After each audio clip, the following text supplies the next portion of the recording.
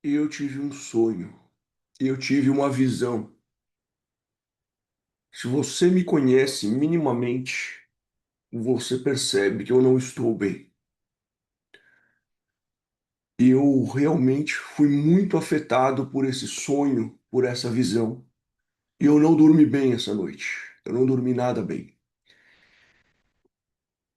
Pela neurociência, quando você dá atenção para alguma coisa, ela volta para buscar mais.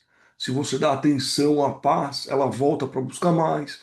Se você dá atenção ao dinheiro, ele volta para buscar mais, a família e assim por diante. É por isso que eu vou evitar de chamar esse sonho, essa visão de pesadelo. E vou fazer uma coisa muito ruim com você. Eu não vou te contar esse sonho, que você acharia incrível, extraordinário, melhor do que qualquer filme. Mas como eu sou uma pessoa inteligente, que estuda a metalinguagem, que estuda a comunicação sinalagmática, o que eu vou fazer?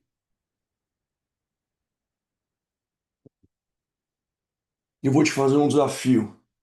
Eu vou falar uma história para você, que não é a história do sonho, é uma história real, e vou te dar pistas do que esse sonho me colocou. E a pior coisa de todas é o que vai vir no final. Realmente é uma decisão que pode ser que aconteça ou pode ser que não. Só que para você entender isso, você tem que ser muito inteligente. Eu vejo as pessoas no YouTube falando assim: se você é preguiçoso, assista esse vídeo. Se você não gosta de pensar, esse é o jeitinho preguiçoso. Não, aqui não. Se você é preguiçoso, saia do vídeo agora. Esse é um assunto sério, eu não quero você aqui. Eu assisti o filme Odisseia e hoje ia fazer um vídeo que poderia dar mais visibilidade para o meu canal. Eu luto há muito tempo para ter essa visibilidade. Eu estou há 5 anos no YouTube.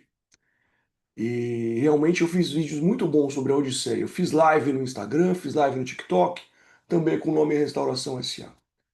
Mas esse sonho me prendeu. E sabe aquele sonho que você não consegue acordar?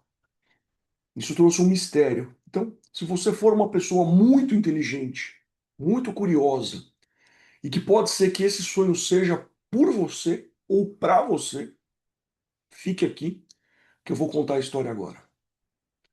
Eu tô fraco fisicamente também. Foi uma noite muito estranha. E hoje a minha esposa vai no aniversário e eu vou ter que cuidar da minha filhinha pequena. Então eu tô um zumbi, literalmente um zumbi. Então eu não vou me esforçar muito com capa, com nada. Eu vou passar o que eu sinto que o Espírito Santo me disse que é para passar, tá? Então vamos lá. Uma vez, Leonardo da Vinci, um dos maiores pintores da Itália, fez um teste, um casting de atores. E aí ele selecionou um ator entre centenas para pintar a Capela Sistina. E é o ator que fica com a mão assim tocando e toca o dedo de Deus. Aquela figura emblemática na Capela Sistina. E esse ator, ele era loiro, de olhos azuis, super musculoso, super definido. O Leonardo da Vinci, ele era obcecado por essa questão toda da anatomia humana. Tanto que ele dissecava cadáveres mortos e ficava horas desenhando os músculos, por exemplo, as veias da mão, tudo traços. Para quê? Para retratar com a maior fidedignidade as coisas que aconteciam.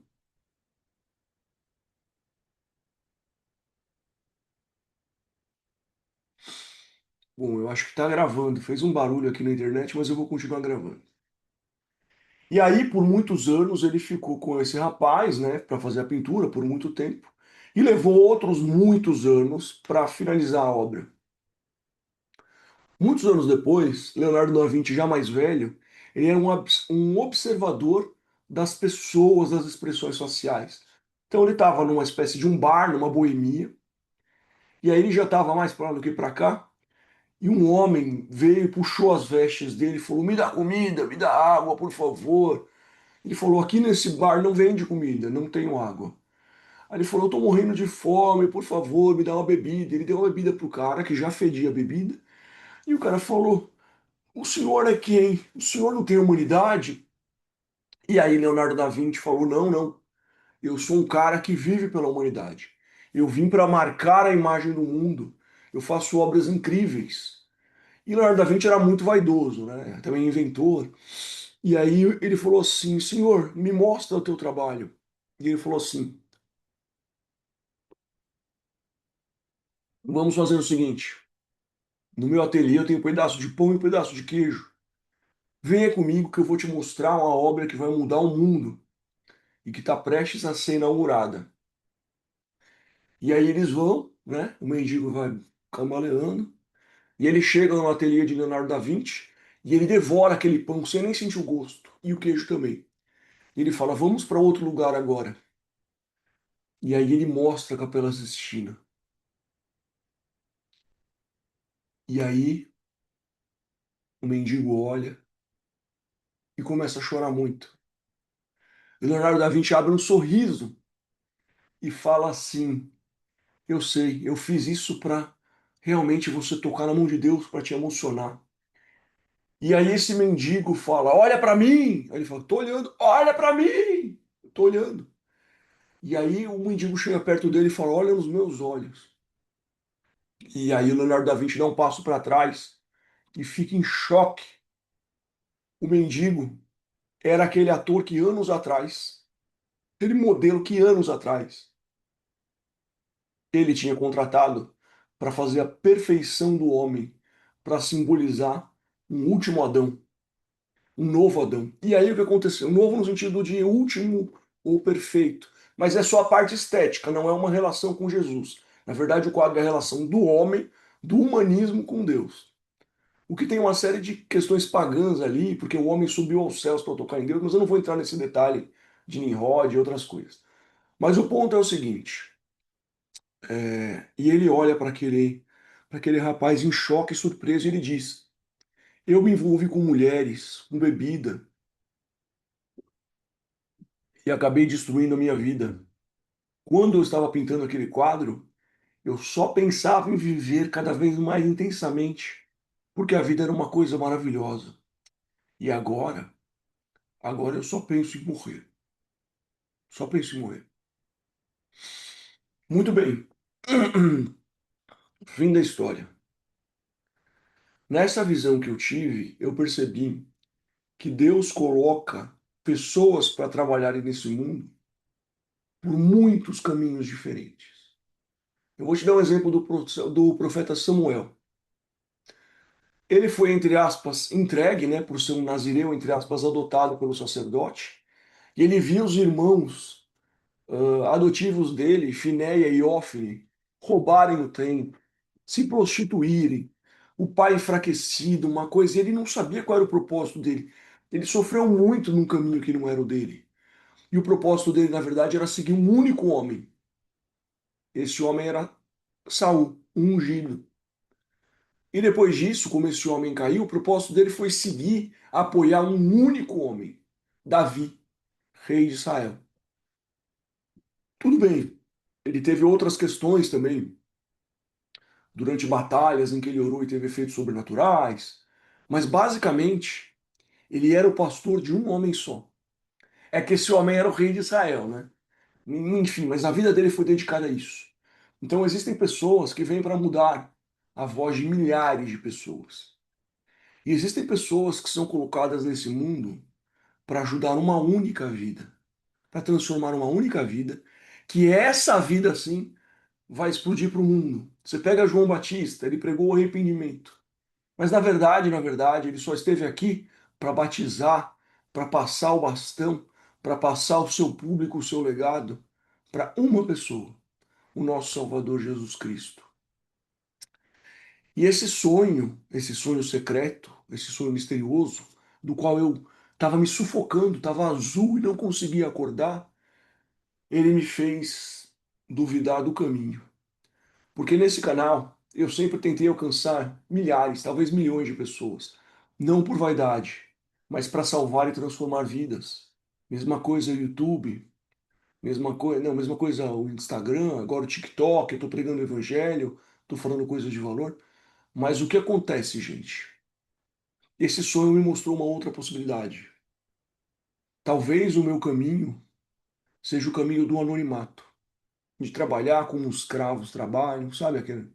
aquilo que eu falei que eu tenho nojo, de você ter que submeter alguém para receber uma migalha por mês, todo mês, ter estabilidade e criar os meus filhos da melhor forma possível.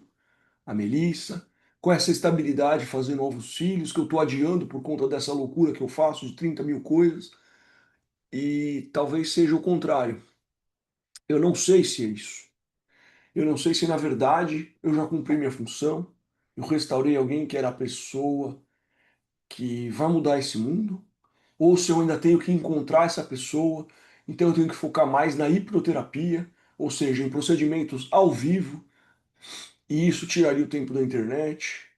Eu não sei, de verdade, eu não sei.